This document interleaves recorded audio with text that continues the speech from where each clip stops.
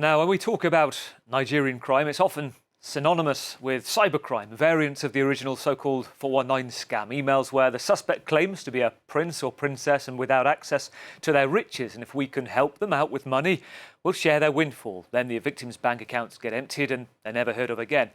Now, my next guest on today's Perspective may give you a new take on Nigeria crime on a much bigger scale. Two journalists who've spent years piecing together the operations of a Nigeria mafia group that dominates parts of Marseille and is globally connected. The book is called Mafia Africa. It's being released this week, and it's the work of Celia Lebor and your colleague as well, Joanne Tilween. You've got to start from the top with this. This is an incredible investigation. It starts in a Paris courtroom where I think it's Joan who's watching the trial come to an end of some Nigerians. And well, take it from there for me. Sorry, can you...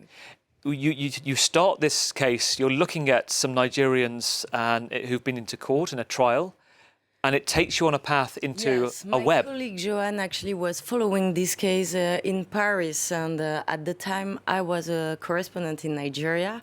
I used to spend 4 years in this country, and so we actually connected and started to really look into the matter at that time, and we decided to dig into it.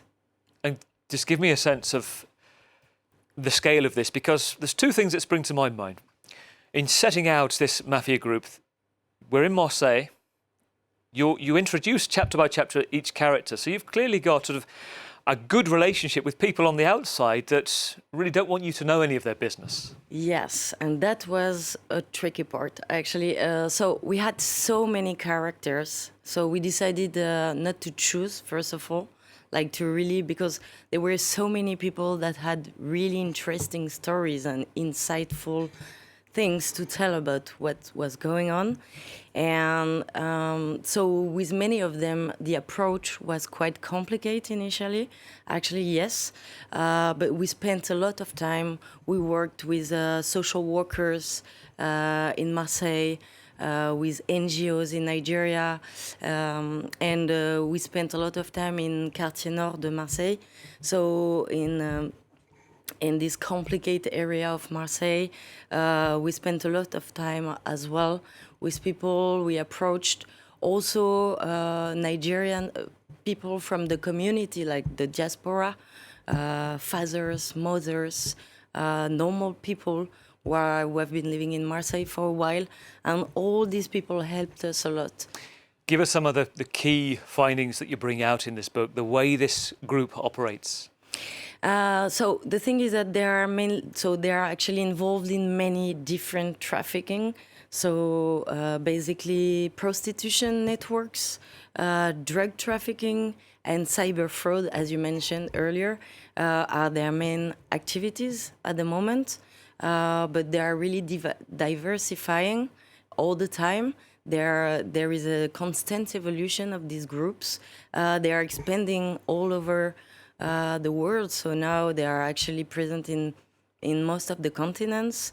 They have judiciary cases ongoing in the US, in Europe, in Asia, for all of these activities. So they are really... and so when you ask how they operate, is the bosses are mainly based in Nigeria, and they are like the foot soldiers that are really operating all over the world, mostly young people in this country.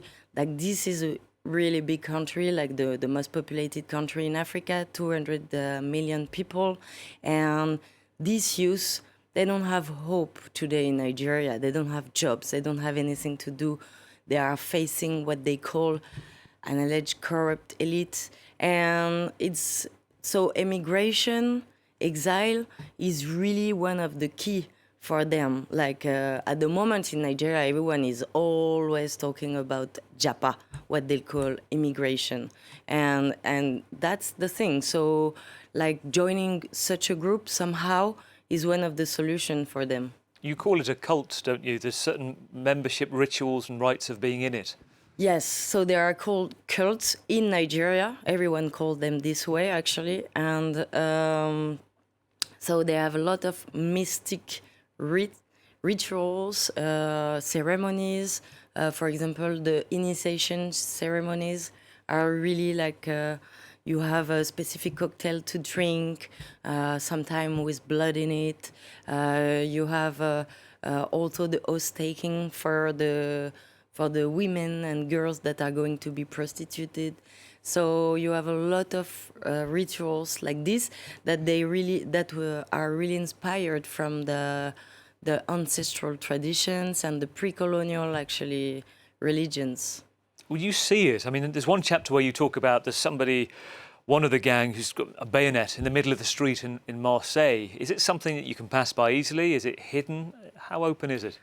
For many years, it's been hidden because it was really happening within the Nigerian community. So actually, the phenomenon was not known in France compared to Italy, for example, where they have been around for many years. Actually, so in Marseille, for a long time, nobody knew about it. And in the last years, and specifically during the lockdown, due to the COVID-19, they started to have like collective rapes and many like very violent stories happening just outside in the street. And also like the police investigation started really to focus on cultism. When people think about mafia, I think lots of time it springs to mind the Sicilian mafia, the Cosa Nostra, or the Yakuza in Japan. Where does this Nigerian mafia compare?